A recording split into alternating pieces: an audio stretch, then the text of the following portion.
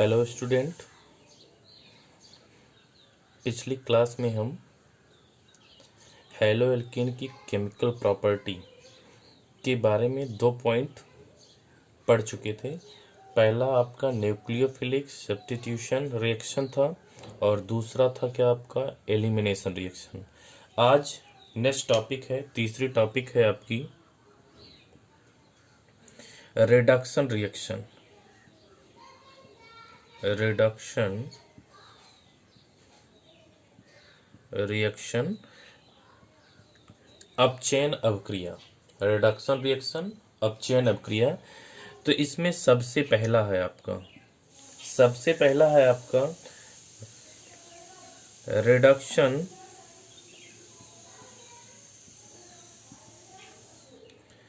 Bye H2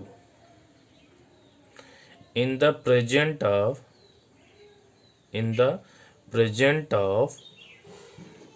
metal catalyst।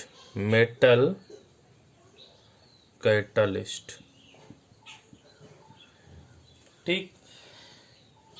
अब देखिए इसमें क्या होता है, जो हैलो एल्केन होता है वो कुछ धातु उत्प्रेरक, जैसे आपके पास क्या हो, निकिल हो, पैलेडियम हो, प्लेटिनम हो, इनकी उपस्थिति में हाइड्रोजन द्वारा वो क्या करेगा, अपचयित होगा और अपचयित होने के फलस्वरूप आपको क्या देता है, एल्केन देता है। एग्जाम्पल के फलस्वरूप अब देखिए, जैसे आपके पास क्या हो, CH3 CH2 Br हो, तो अपचयन किसके साथ कराना है, हाइड्रोजन के साथ, तो आप लोगे क्या H2।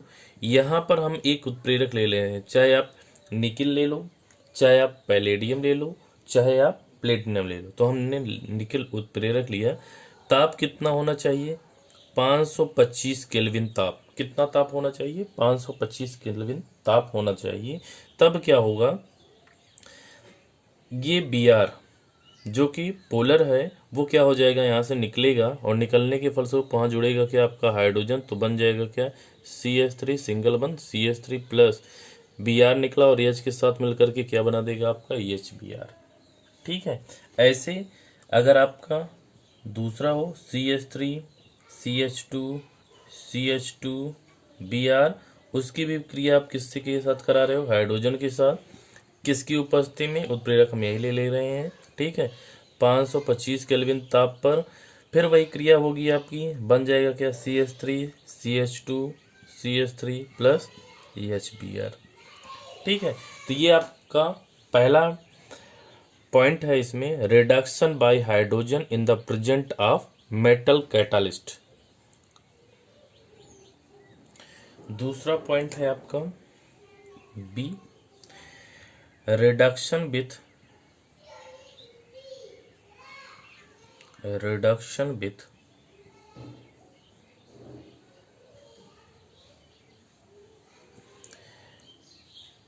ZnCu युग्म कपल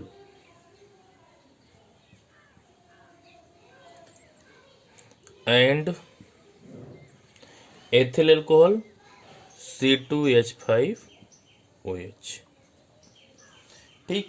तो इसमें क्या होता है आपका, जो आपका एल्किल हैलाइड है जिसको आप बोलते हो क्या, हैलो एल्केन, वो एथिल एल्कोहल की उपस्थिति में जिंक कॉपर युग्म के साथ अपचयित जब किया जाता है तो क्या देता है आपका, एल्केन देता है। देखिए इसमें क्या होता है, जैसे सबसे पहले क्या होगा, Zn और C2H5OH। अब ध्यान रहे यहाँ पर क्या है, ये आपका ZnCu कपल है, मतलब युग्म है। ठीक है। इसमें क्या होगा, केवल जिंक, जब दोनों उपस्थित हैं तो जिंक ही एथिल अल्कोहल्स के साथ क्रिया करेगा और जिंक क्या करेगा, यहाँ पर इसके साथ जुड़ेगा तो यहाँ से हाइड्रोजन को क्या करेगा, रिप्लेस करेगा। इसकी बैलेंसी 2, तो इसको आपको कितना करना पड़ेगा, 2, बन जाएगा आपका क्या C2H5O का होल ट्वाइस Zn प्लस यहाँ से जो हाइड्रोजन निकलेगा वो किस रूप में निकलेगा, नवजात हाइड्रोजन के रूप में, तो H और कितना निकलेगा ये 2। ठीक, अब जो ये नवजात हाइड्रोजन है वो आपके हेलो एल्केन को, अगर आपके पास हेलो एल्केन क्या है CH3 CH2 Br है, तो ये नवजात हाइड्रोजन उसको क्या करेगा, अपचयित करेगा। और अपचयित करने के लिए यहाँ पर एक हाइड्रोजन जुड़ेगा, यहाँ से Br क्या हो जाएगा, निकल जाएगा। तो बनेगा क्या आपका CH3 CH3 प्लस एक H Br के साथ मिलकर के क्या बनाएगा, HBr। तो देखिए इसमें भी क्या हो रहा है, आपका एल्केन का निर्माण हो रहा है।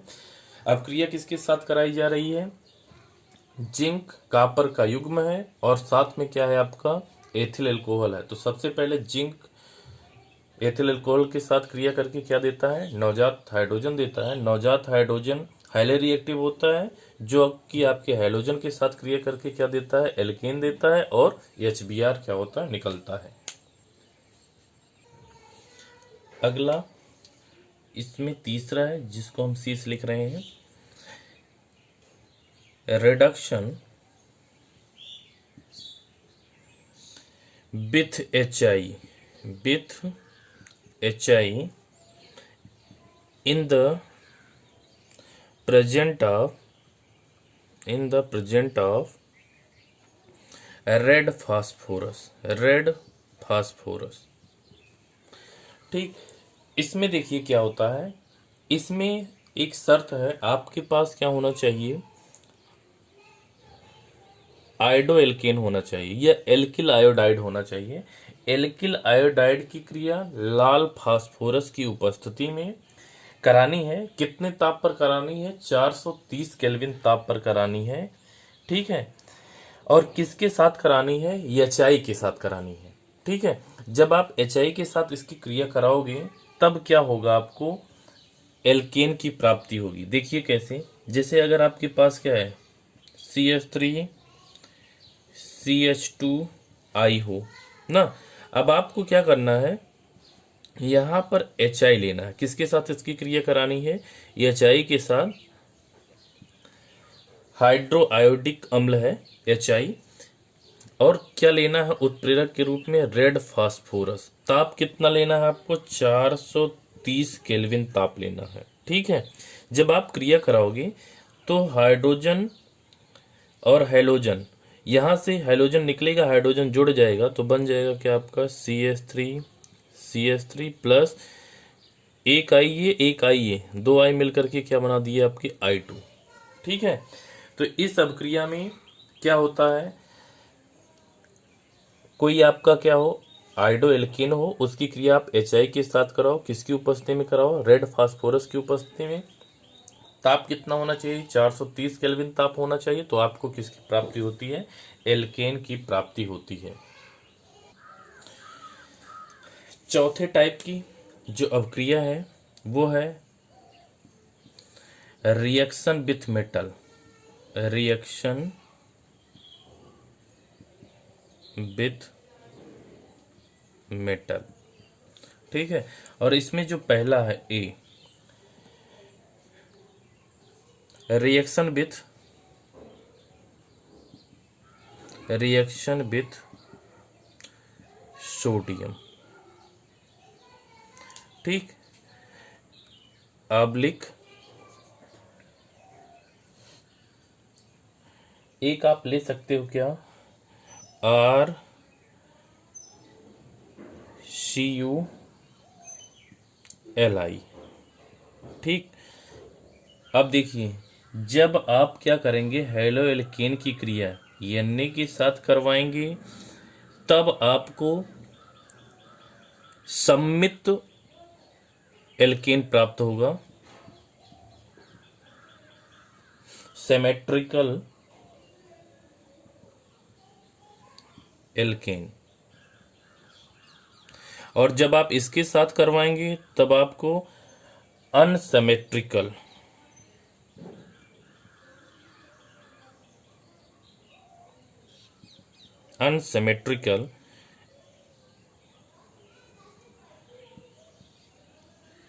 एल्केन प्राप्त होगा। ठीक है, इस अभिक्रिया को आप बोलते हो कौन सी अभिक्रिया, वुड्ज अभिक्रिया। Wurtz reaction. कौन सा रिएक्शन? Wurtz reaction.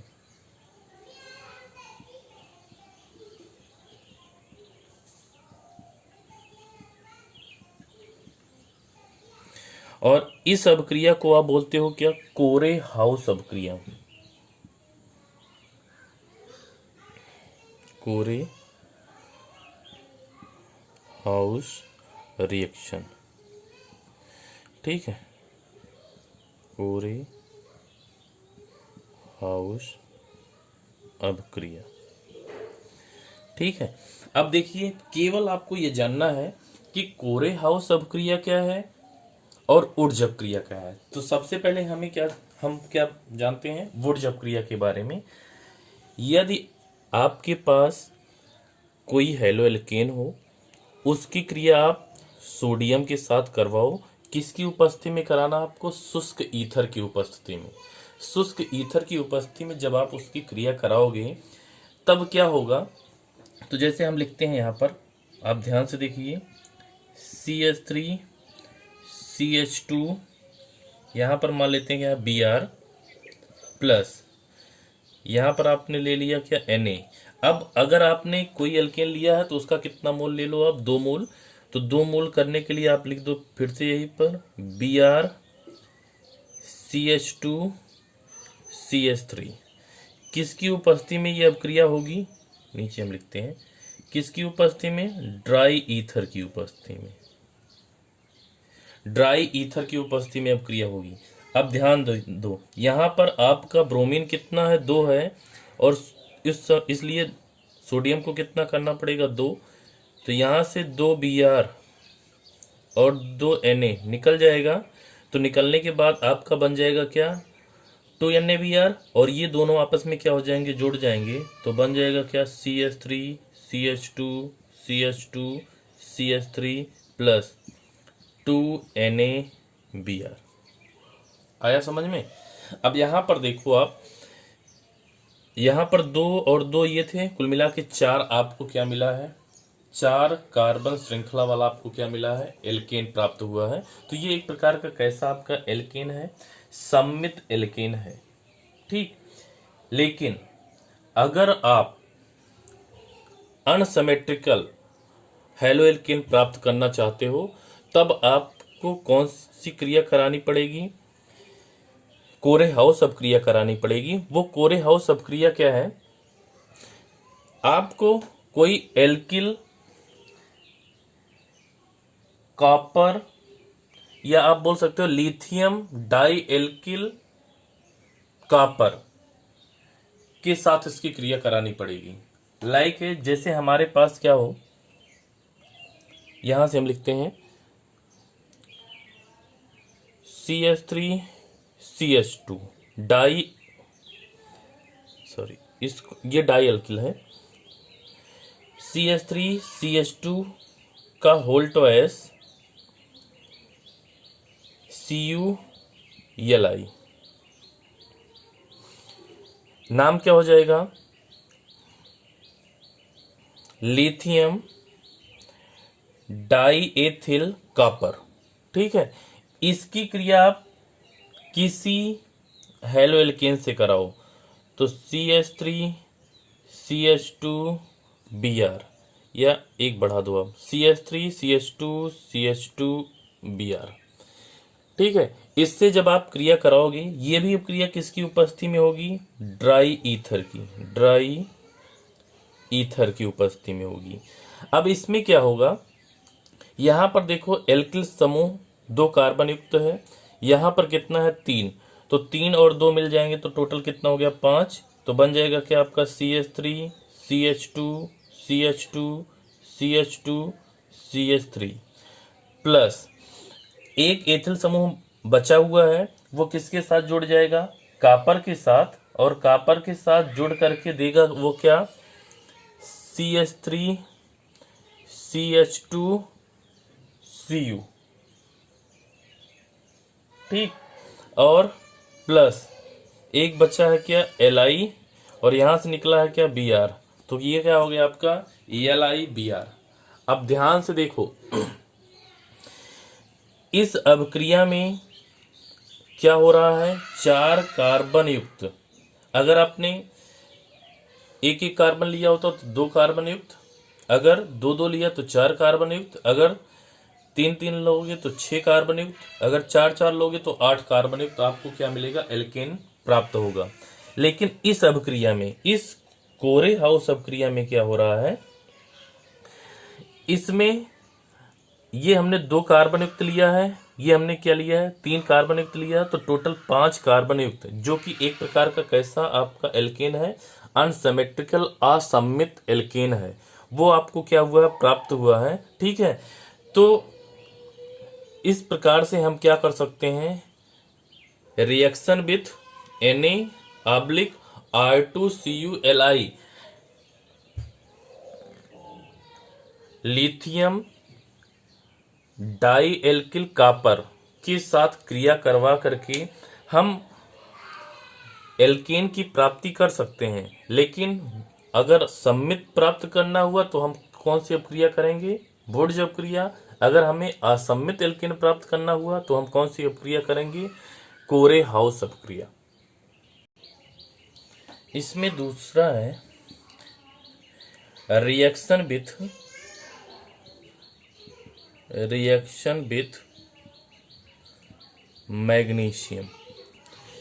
तो इसमें क्या होता है, अगर किसी हेलो एल्केन की क्रिया, जैसे आपके पास कोई हेलो एल्केन हो, मान लेते हैं आपके पास CH3I है, उसकी क्रिया आप किससे कराइए, मैग्नीशियम से कराइए। किसकी उपस्थिति में करानी है आपको, ड्राई ईथर की, ड्राई ईथर, शुष्क ईथर की उपस्थिति में करानी है। तो एक प्रकार की कैसी अपक्रिया होगी, योगात्मक अपक्रिया, बन जाएगा आपका क्या, CH3MgI ना, नाम क्या हो जाएगा, मेथिल मैग्नीशियम आयोडाइड। क्या नाम है, मेथिल मैग्नीशियम आयोडाइड। इसको सामान्य सूत्र RMgX द्वारा प्रदर्शित कर सकते हैं, इसलिए इसे ग्रिग्नार्ड अभिकर्मक भी कहा जाता है। कौन सा अभिकर्मक है, ग्रिग्नार्ड अभिकर्मक।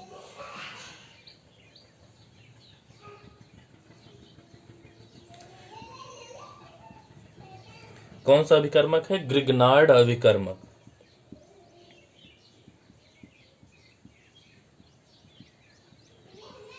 ग्रिग्नार्ड अभिकर्मक भी कहा जाता है। आया समझ में।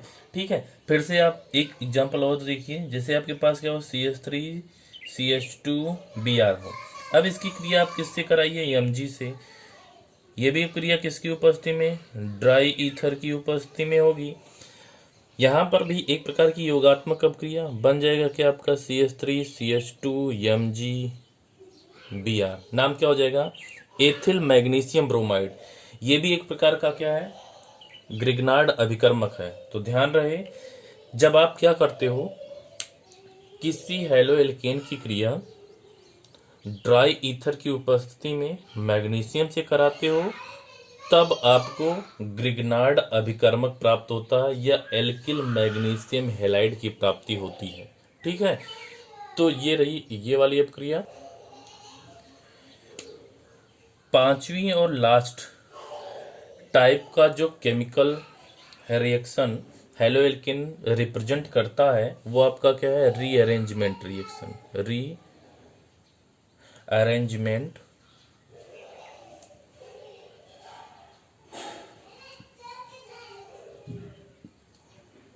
रीअरेंजमेंट रिएक्शन, पुनर्विन्यास अपक्रिया। पुनर्विन्यास अपक्रिया क्या है, हेलो एल्केन, और आपका कैसा हेलो एल्केन हो, चाहे वो नॉर्मल हो, चाहे आपका क्या हो, आइसो हो ना।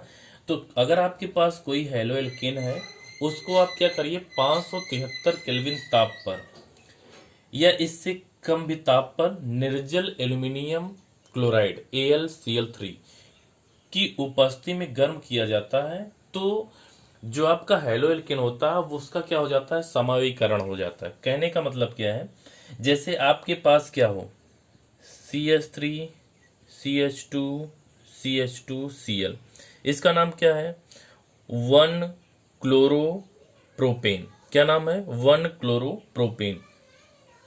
अब इसकी क्रिया AlCl3 की उपस्थिति में, ये आपका कैसा है, निर्जल है, एनहाइड्रस है, एनहाइड्रस है, ठीक है। इसकी उपस्थिति में 573 केल्विन ताप पर करिए, किस ताप पर, 573। तो इसका क्या हो जाता है, समावेयीकरण, मतलब अणुसूत्र यही रहेगा, केवल क्लोरीन अपना स्थान क्या करेगा, चेंज कर देगा, तो बन जाएगा क्या, CH3CH, यहाँ पर Cl लग जाएगा और यहाँ पर क्या हो जाएगा, CH3, ठीक है। यहाँ पर देखिए एक प्रकार का क्या हो रहा है, रीअरेंजमेंट हो रहा है, इसलिए इस प्रक्रिया को कौन सी प्रक्रिया कहते हैं, रीअरेंजमेंट रिएक्शन कहते हैं, ठीक। नाम क्या हो जाएगा इसका, 2 क्लोरोप्रोपेन, क्या नाम है, 2 क्लोरोप्रोपेन। एक एग्जाम्पल और आप देख सकते हैं, CH3 CH2 CH2 CH2 Br।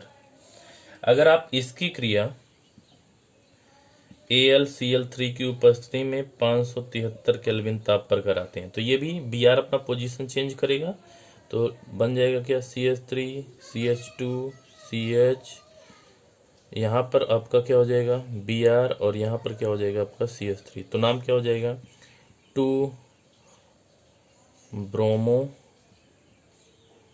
Butane, क्या नाम हो जाएगा, 2 ब्रोमो ब्यूटेन, ठीक। तो ये रही आपकी 5 टाइप के केमिकल रिएक्शन जो आपके हेलो एल्केन क्या करते हैं, प्रदर्शित करते हैं।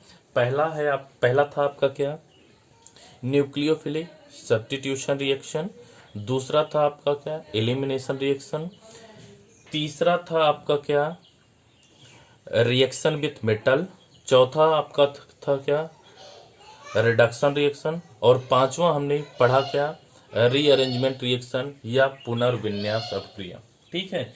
अब देखिए इनका जो यूज है, किसका, हेलो एल्केन का यूज क्या है, वो आप लोगों को क्या करना है, थोड़ा सा जानना है, तो ध्यान से सुनिएगा। जो हेलो एल्केन है उनका यूज क्या है। पहला तो जो यूज है हेलो एल्केन का वो क्या है, इनका उपयोग कार्बनिक यौगिकों के संश्लेषण में किया जाता है, जैसे इनसे अन्य कार्बनिक यौगिकों का निर्माण किया जा सकता है, ठीक है। और क्या है, इसका जो उपयोग है वो निश्चेतक के रूप में किया जाता है, एनेस्थेटिक के रूप में, किस रूप में, एनेस्थेटिक के रूप में किया जाता है।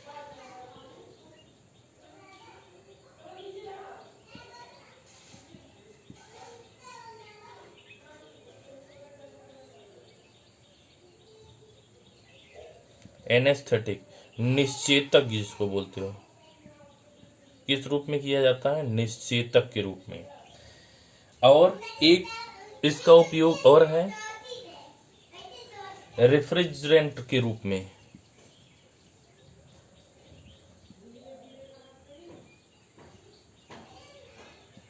जिसको आप बोलते हो क्या, प्रशीतलक,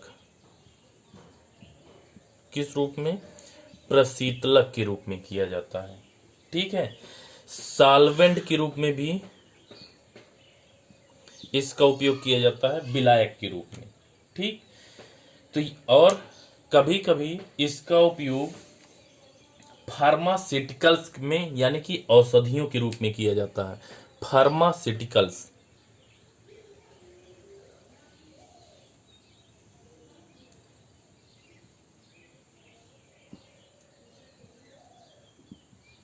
औद्योगिक क्षेत्र में भी इसका उपयोग किया जाता है। तो ध्यान रहे, जो आपके हेलो एल्केन हैं उनका जो उपयोग है वो अन्य कार्बनिक यौगिकों के निर्माण में ना, एनेस्थेटिक के रूप में, निश्चेतक के रूप में, रेफ्रिजरेंट के रूप में, प्रशीतलक के रूप में, सॉल्वेंट के रूप में, विलायक के रूप में, तथा फार्मास्यूटिकल्स औद्योगिक क्षेत्र में भी इनका उपयोग किया जाता है, ठीक है। अगली क्लास में हम हेलो एरीन के बारे में पढ़ेंगे। तब तक के लिए आप पिछले वीडियो ध्यान से देखते रहिए। धन्यवाद।